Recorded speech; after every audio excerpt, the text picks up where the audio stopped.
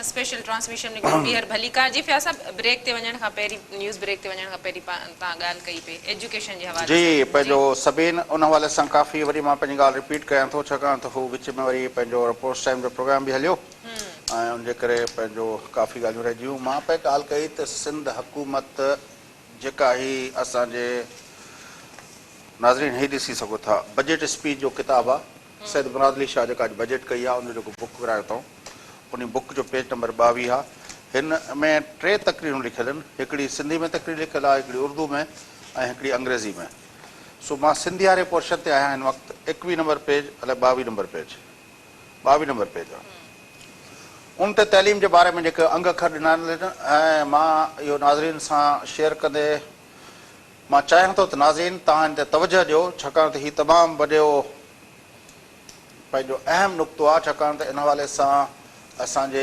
Chief minister जनाब मुराद अली शाह साहब काफ़ी अर्सो अॻु में इमरजेंसी जो निफ़ाज़ कयो सभिनि तव्हांखे यादि हूंदो मेराज त तालीमी इमरजेंसी जो निफ़ाज़ थियो हुयो उन वक़्तु इहो हुयो त भई हेतिरा ॿार ॿाहिरि आहिनि 75 लख खां वधीक ॿार जेको आहे उहो सिंध में ॿार आहिनि एजुकेशन जे हवाले सां ऐं इहे ॿिया जेके हुया हाणे हे जेके अंग अखर ॿुधाइनि था असांखे सभिनि उहो इहो था ॿुधाइनि चीफ मिनिस्टर साहब जी पंहिंजी स्पीच आहे प्राइमरी जे अंदरि एनरोलमेंट 24,73,693 24,73,693 हिकिड़ो ॾाको जॾहिं मथे चढ़ूं था मिडिल पंहिंजे स्कूलनि में अचूं था त मिडिल जी जेका एजुकेशन जी जेका दाख़िला आहे उहा 6,90,000 किथे 24 लख किथे 6,90,000 माना इहो तक़रीबन जेको आहे 38-40% ताईं जेको ड्रॉप आउट थी वियो पहिरें ई धक में 40% ॿार जेके आहिनि उहे 40% न 40% न 40% न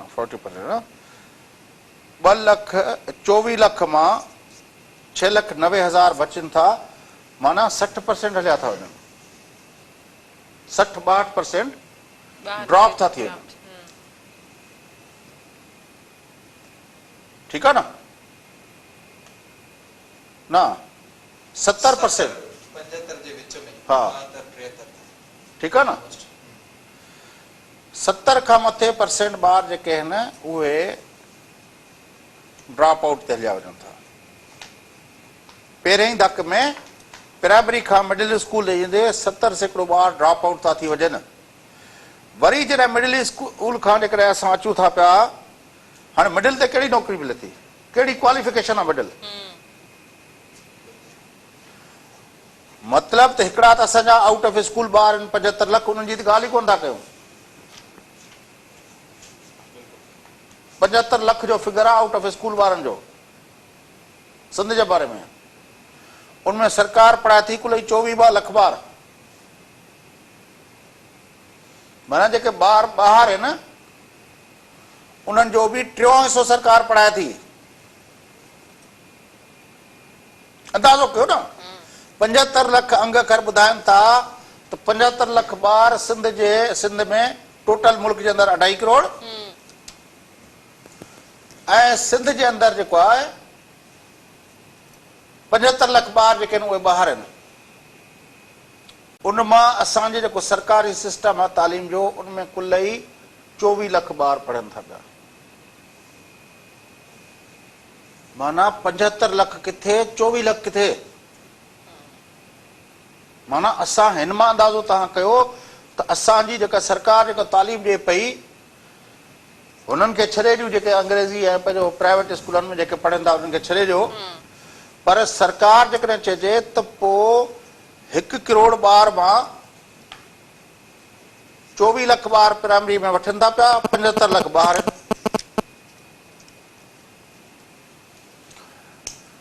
हिकिड़ो ॾाको मथे चढ़नि था तो उहो ड्रॉप आउट रेशो जेको आहे 70% किरी थो पए 6,69,000 6,90,000 वरी उनखां पोइ मिडिल मां जेकॾहिं असां सेकेंडरी यानी 9-10 में अचूं था मिडिल माना 6 खां 8 जे विच में 9 10 में जॾहिं असां अचूं था त इहो जेको आहे 3,82,000 ते अचे पहुचूं था, वरी अधु जेको आहे स्लैश थी वियो, बाक़ी बचा माना तक़रीबन 15 खां 18% ॿार जेको शुरू कयोसीं 15 खां 18% ॿार इहे आया 9 10 ताईं। 9 10 पास करण खां पोइ जेके ॿार बचनि था सभिनि 1,29,000, इहो वरी अधु हुनजो। माना असां वटि जेको सिस्टम आहे उन सिस्टम जे तहत जेको ॿार प्राइमरी में दाख़िला थिए थो, ॿियनि खे छॾे ॾियूं, जेको प्राइमरी में दाख़िल थिए थो उहो इंटर ताईं पहुचण में उहो 10% ॿार बि कोन थो अचे।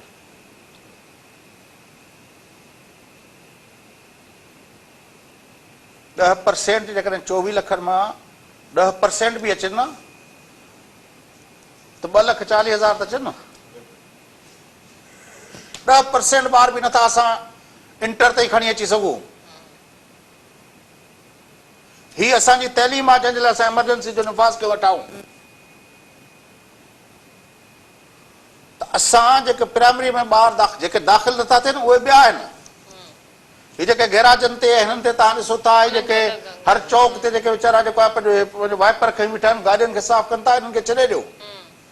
ॿिया जेके असांजा ॿाहिराड़ी जे अंदरि जेके नंढे हूंदे खणी पीउ माउ संगतजी वञी पंहिंजनि ते जेको आहे उहो कया पढ़नि था, मायूं वीचारियूं जॾहिं चूडा कनि थियूं तव्हां ॾिसंदा हूंदो, सभिनि तव्हां बि हवाजाई प्रोग्राम कया आहिनि, केतिरा उहो पंहिंजो वणनि में जेके टंगियल पिया हूंदा आहिनि, वरी थोरो वॾा थींदा आहिनि त उहे वणनि जे हेठां पिया किरंदा आहिनि, मायूं वीचारियूं लाबारा पियूं कंदियूं, चूंडा पियूं कंदियूं ऐं पंहिंजो जेको आहे ही पियूं कंदियूं, गाह पियूं कंदियूं, उहो त छॾियो।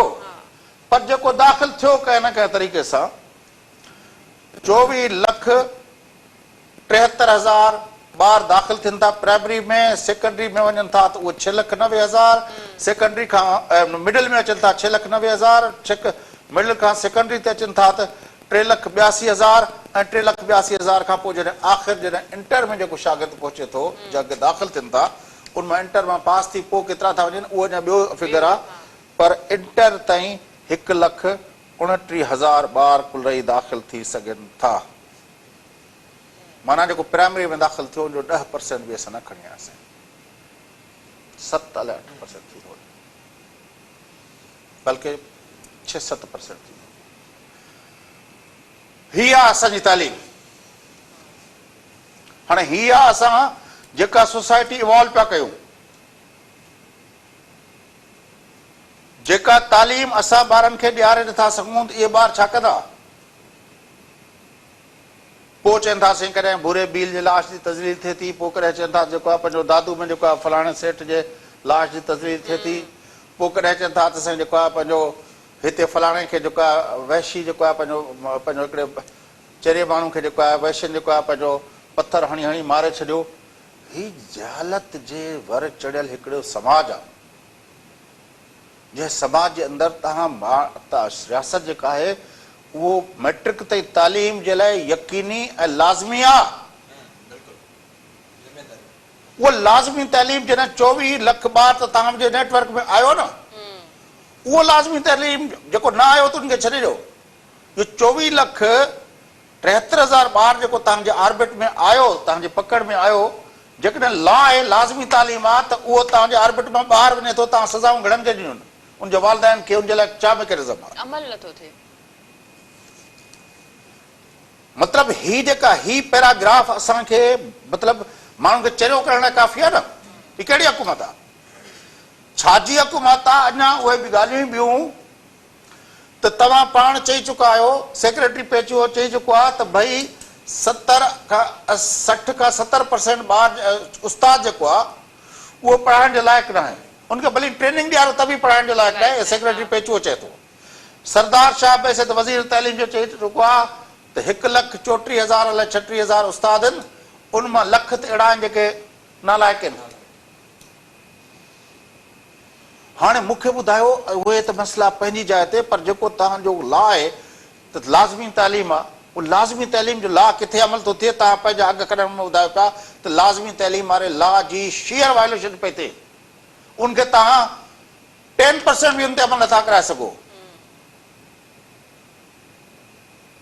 जनाब सीएम साहब 10% भी अमल कोन पियो थिए। बिलावल भुट्टो ज़रदारी साहब 10% भी उन ते अमल कोन पियो थिए। बाक़ी उस्ताद निकिरनि उन्हनि खे ॿाहिरि न कढंदो। ही उस्ताद वारो मसइलो बि एॾो सीरियस आहे जो तव्हां ॾिसो एॾियूं वॾियूं वॾियूं पघारूं, ॿ लख उस्ताद जी पघार थी वई आहे। ऐं उहो उस्ताद जे बारे में असांजे जेको आहे एजुकेशन जा मैनेजर आहिनि, माना सेक्रेटरी ऐं मिनिस्टर जेको चवनि था पिया त उहो पढ़ाइण जे लाइक़ु ई न आहे। उहो भाई पढ़ाइण जे लाइक़ु न आहे त उनखे कढो न। टैक्स पेयर मनी आहे, मुफ़्त में ॾींदा था वञूं, ख़बर आहे त नाअहला कम बि कोन थो करे त बि ॾींदा था वञूं। छो? इन ॻाल्हि त पीटीआई जी हुकूमत खे शाबाश आहे न। जीअं आया Benazir income support programme analyse करे 8 लख माण्हू कढियूं। हाणे असां पाण जा पेरा खणी जो पहुता आहियूं। को 17 ग्रेड जो ऑफिसर, को 18 ग्रेड जो ऑफिसर, को 19 ग्रेड जो ऑफिसर, को 20 ग्रेड जो ऑफिसर। हाणे इहे वेठा अथव, इहे ई वरी साॻिया इहे अथव असांजा किबला जेके उनजा फोटू तव्हां ॾिसो न। पंहिंजे इलाइक़नि में जेको आहे ॾाढियूं जेको आहे पंहिंजो भेॾनि ते जेको आहे पंहिंजो शलवार आहे, पंहिंजो जेको आहे तमामु घणो हुननि जो शक्ल ऐं शबीह जेको ॾिसंदव त इहे मोमिन लॻा पिया आहिनि। पकनि खे पटका ॿधल आहिनि, कनि खे टोपियूं पातल आहिनि, कलंगीदार लॻा पिया आहिनि। हालत हीअ अथनि।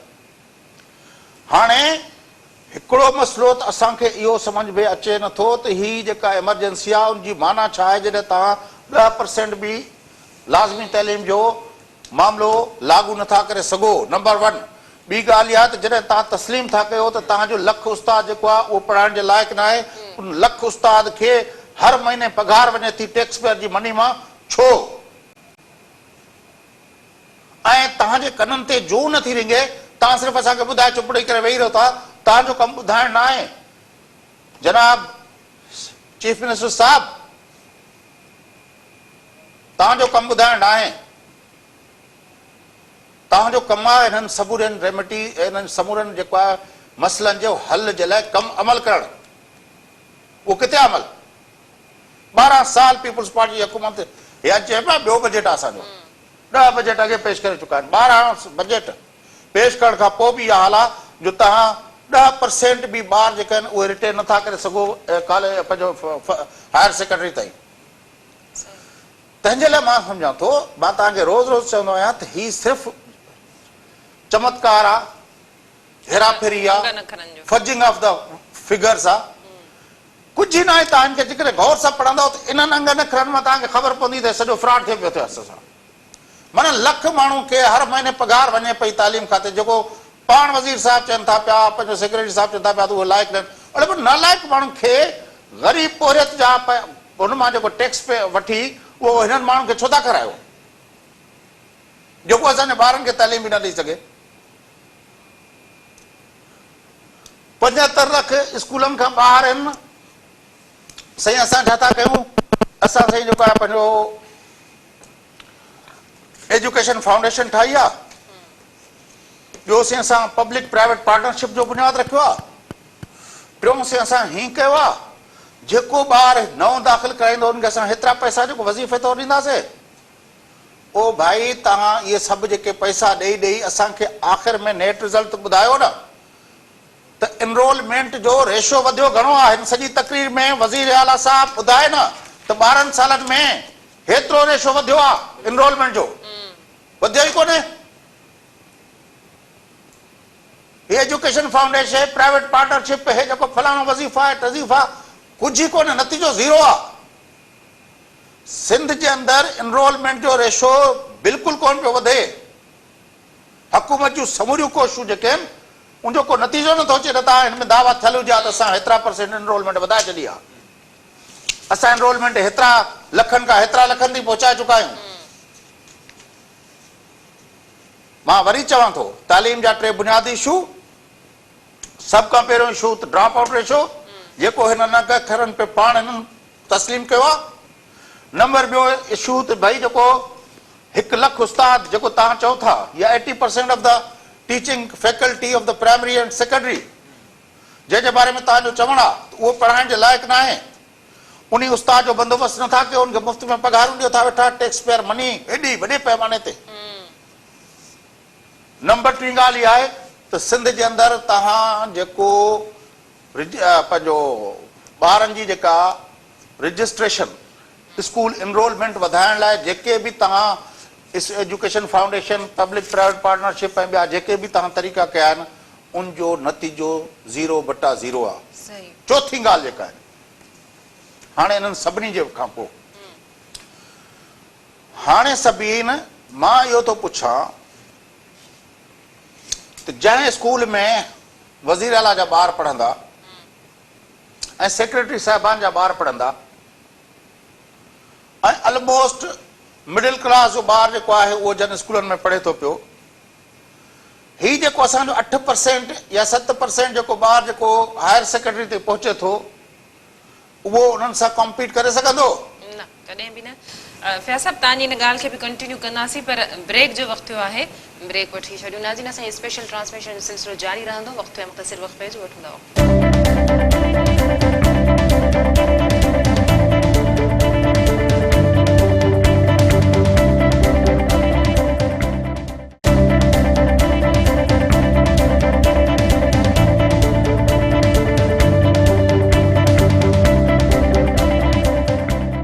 वेलकम बैक नाज़रीन। ट्रांसमिशन जे सिलसिले खे अॻिते वधाईंदासीं। जी फ़ियाज़ साहब, ब्रेक ते वञण मुंहिंजे ख़्याल में मेराज ॻाल्हि कंदो जी हले। जी मेराज ज़रा जेका फैज़ साहब ॻाल्हि कई पई हींअर, जेके असांखे ग्राउंड रियलिटीज़ नज़र अचनि पियूं, जेके शयूं साम्हूं आहिनि सम्झ में अचनि पियूं, उन ते त हुकूमतूं को बि अमल न पियूं कनि। हालांकि हर साल असांखे इहो ॿुधण में ईंदो आहे त बजट में वाध थी आहे।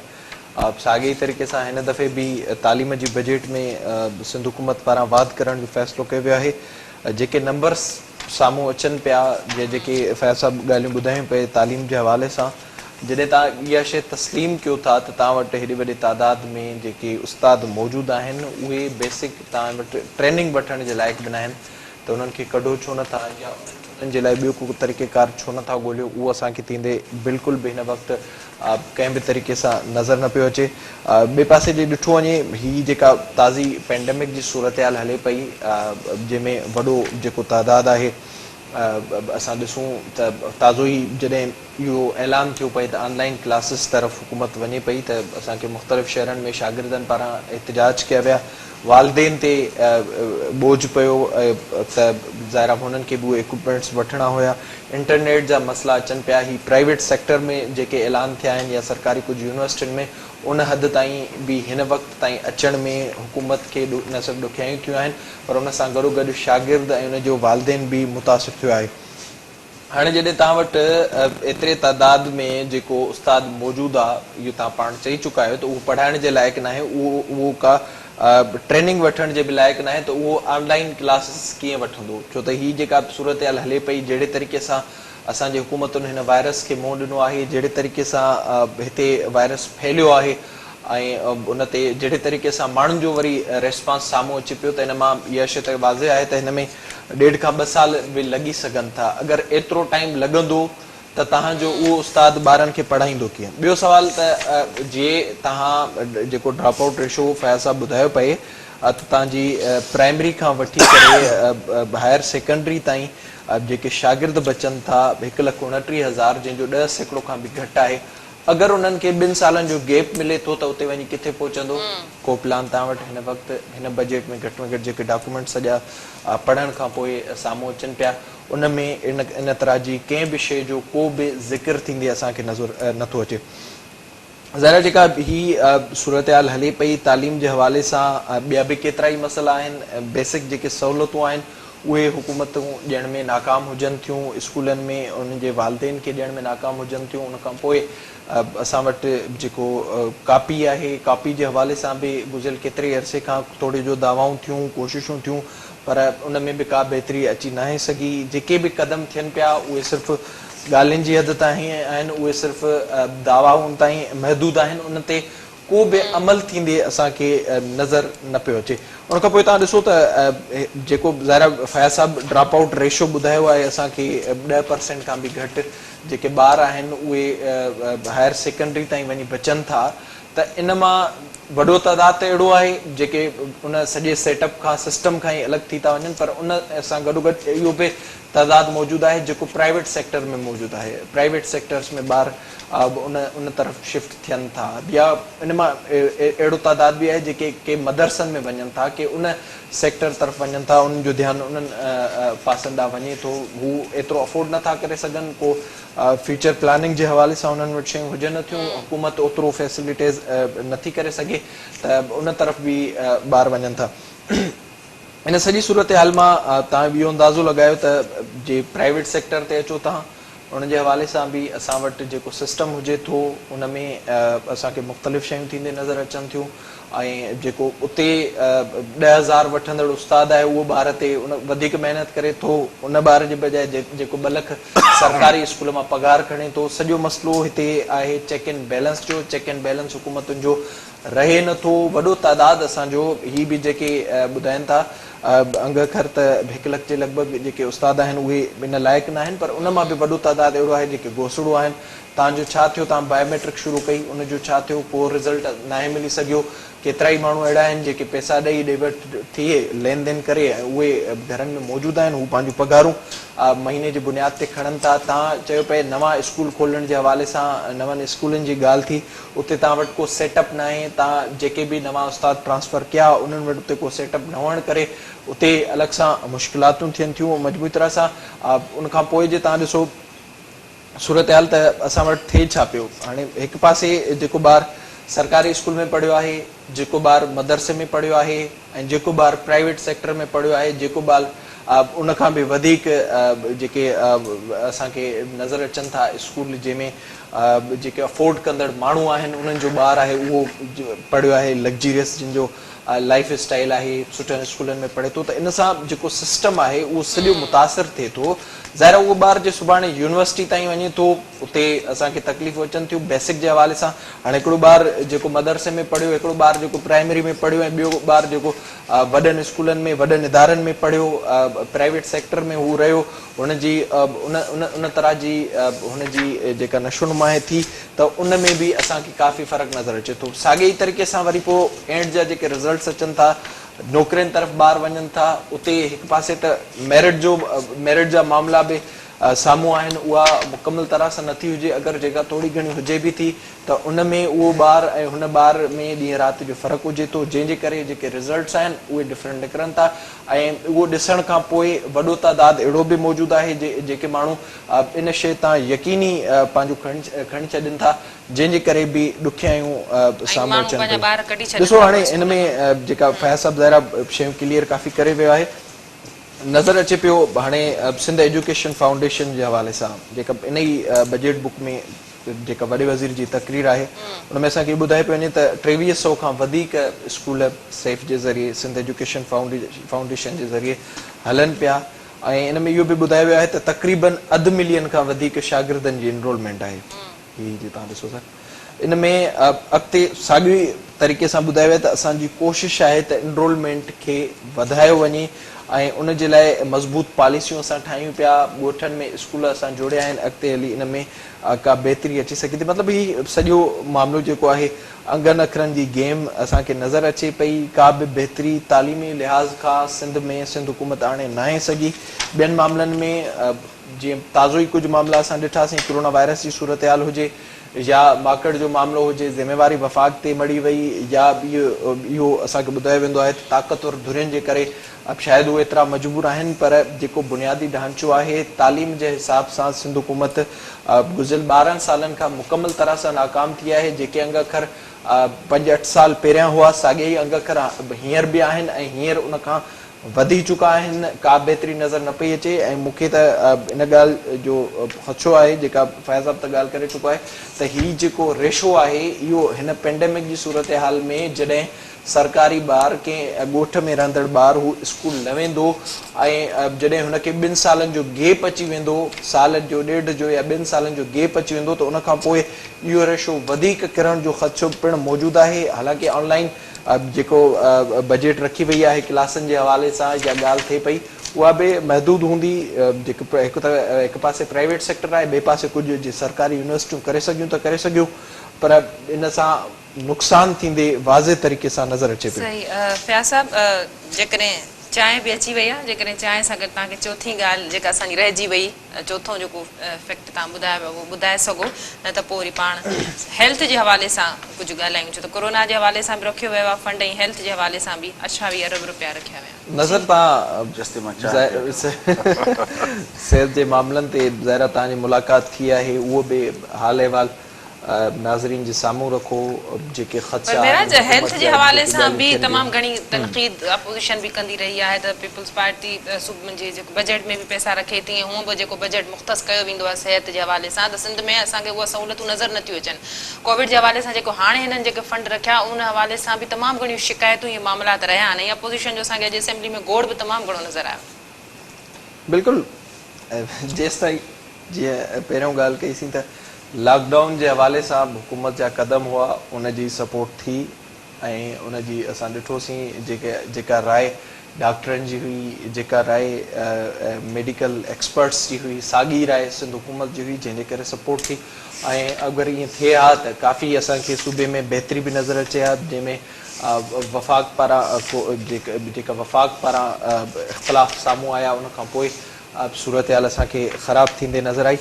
पर जे मजबूरी तरह सां ॾिठो वञे त सिर्फ़ु लॉकडाउन ताईं मामिलो न हो, उन खां पोइ जेके हुकूमत खे क़दम खणणा हुआ उहे खणंदे बि असांखे ख़ासि करे सिंध हुकूमत नामुकमिल तरह सां बल्कि नाकाम असांखे नज़र आई। हाणे ॾिसो जेका हिन वक़्तु शयूं हलनि पियूं, पाण प्रोग्रामनि में बि इहे शयूं डिस्कस करे चुका आहियूं। सिर्फ़ु ॾिसो जेको WHO पारां चयल आहे त तव्हां जी बचत इन में ई थी सघे थी त तव्हां हिकु लॉकडाउन कयो, ॿियो मास टेस्टिंग कयो। टेस्टिंग जे हवाले सां अॼु जेके वॾे वज़ीर अंग अखर ॾिना आहिनि, 11,000 जे लॻभॻि हिन वक़्तु सूबे में टेस्ट थियनि पिया। उन मां बि तव्हां ॾिसो त असांजो वॾो तइदादु अहिड़ो आहे जेको हिन वक़्तु टेस्ट कराइण लाइ माण्हू परेशान आहिनि, ऐं उन्हनि ते ध्यानु न पियो ॾिनो वञे। जीअं पाण कुझु ॾींहं पहिरियां प्रोग्राम में ज़िक्र बि कयोसीं, जॾहिं अज़रफ फज़ल पेचो सां ॻाल्हि ॿोल थी पए, त ज़रा हिकु कराची जे लाइ असांखे नज़र अचे पियो, हिते आबादी जे लिहाज़ खां ऐं जेतिरे तइदाद में माण्हू रहनि था, जेतिरो असांखे हिते कोरोना वायरस फैलिजंदे नज़र अचे पियो, हिते 7 लेबॉर्ट्रियूं मौजूदु आहिनि, पर जेके ॿियूं 5 डिवीज़न्स आहिनि उन्हनि खे नज़रअंदाज़ कयो वियो आहे, ऐं उहो असांखे इन मां वाज़े नज़र अचे पियो। सिर्फ़ु 5 लेबॉर्ट्रियूं आहिनि जेके अंग अखर हुकूमत जा ई जारी थियल आहिनि, उहे मौजूदु आहिनि, जंहिंमें हिकु असांखे लम्स में नज़र अचे थी हैदराबाद में, हिकु लाड़काणे में हिननि क़ाइमु कई, हिकु गेम्स गंबट में मौजूदु आहे, हिकु सेवण में मौजूदु आहे, हिकु ग़ुलाम मोहम्मद मेडिकल कॉलेज सखर में मौजूदु आहे। और उन जी कैपेसिटी ते बि सवाल उथनि पिया। लाड़काणे में 80 खां 100 जे लॻभॻि हू रोज़ जे बुनियाद ते टेस्ट करे सघे पई। जेका गंबट में अस्पताल मौजूदु आहे उते 200 जे लॻभॻि टेस्टूं थियनि पियूं, ऐं जे तव्हां सेवण जी सूरत हाल ॾिसो त उते 80 जे लॻभॻि टेस्टूं थियनि पियूं, ऐं लम्स में असांखे 300 जे लॻभॻि रोज़ 24 कलाकनि में टेस्टिंग कैपेसिटी इन्हनि लेबॉर्ट्रियुनि जी मौजूदु आहे। हर साॻी तरीक़े सां सिर्फ़ु गंबट जी गिम्स अस्पताल 10 ज़िला कवर करे पई। अगरि तव्हां हर ज़िले में रोज़ जे बुनियाद ते सिर्फ़ु तव्हां 100 टेस्टूं ई कयो, 100 टेस्टूं थी करे जे गिम्स वटि अचनि रोज़ जे बुनियाद ते, मतिलबु ॾींहं में 24 कलाकनि में 1000 माण्हुनि जा टेस्ट थी गिम्स में अचनि, ऐं उन्हनि खे रिज़ल्ट मिलण में तक़रीबन कंहिं न कंहिं हिकु ज़िले खे 5 ॾींहं उन में लॻी सघनि था। सो इन में ज़ाहिर सिंध हुकूमत असांखे का वाज़े तरह सां कामयाबु थींदे नज़र न आई। आइसोलेशन सेंटर जे हवाले सां अलॻि बजट रखी वई, करोड़ रुपया उन्हनि जे लाइ रखिया विया, हर ज़िले में उहे मौजूदु आहिनि, पर उते माण्हू हिन वक़्तु रहनि न पिया, उते सहूलियतूं मौजूदु न आहिनि। डॉक्टरनि जा हिन वक़्तु इशूज़ हलनि पिया। ताज़ो ई असां ॾिठोसीं ग्रैंड हेल्थ अलायंस वारनि पारां एहतिजाज कया विया, उन्हनि पारां इहो चयो वियो त असांजो उन्हनि जा मुतालबा हुआ त उन्हनि खे किट्स बि न पियूं ॾिनियूं वञनि, ऐं किट्स न मिलण जे करे हू वायरस जो शिकार थियनि पिया। केतिरा ई डॉक्टर अहिड़ा आहिनि जेके फ्रंट लाइन ते विढ़ंदे हू वीचारा हुन सूरत हाल में वफ़ात बि उन्हनि जी थी वई आहे। त इन हवाले सां दवाऊं वॾियूं थियनि थियूं, ग्राउंड रियलिटीज़ असांखे हिन वक़्तु ताईं हेल्थ जे हवाले सां बि नज़र न पियूं अचनि। उन सां गॾोगॾु जे तव्हां ॾिसो त ज़रा जेका हुकूमत पारां ॻाल्हि कई पई वञे, सिंध हुकूमत पारां बार बार चयो वियो पए त सिंध में जेके सिहत जूं सहूलियतूं आहिनि असांखे बार बार मिसाल ॾिना वेंदा आहिनि पर कुझु बि नाहे थी सघियो। वॾो वॾो मसइलो अचे पियो जेके कोरोना वायरस खां अलावा ॿिया पेशेंट्स आहिनि ॿिया जेके मरीज़ आहिनि उहे अस्पताल न पिया वञनि। OPDs हिन वक़्तु बंदि आहिनि। उत्तर सिंध जे हवाले सां अस्पतालुनि जो सेंटर सम्झो वेंदड़ लाड़काणो हिन वक़्तु असांखे मुकमल तरह सां बंदि अचे पियो। सो इहे सभु ॻाल्हियूं आहिनि जिन ते हुकूमत खे तरजीह ॾियणु घुरिजे। पर जीअं तालीम में असांखे नज़र अचे पियो साॻिए ई तरीक़े सां सिहत जी सूरत हाल बि साॻिए ई तरीक़े सां सिंध में रही आहे, उहा बि सिंध हुकूमत जी तरजीह नज़र न पियो अचे। सही चाय फयाज़ साहब जी फिनिश थी वई पर असांजे स्पेशल ट्रांसमिशन जो सिलसिलो जारी रहंदो पर इतफ़ाक़ सां वरी मूंखे जेको आहे न्यूज़ ब्रेक वठिणो पवंदो। नाज़रीन असांजी ट्रांसमिशन जो सिलसिलो जारी रहंदो। हिन वक़्तु हलूं था न्यूज़ स्टूडियो।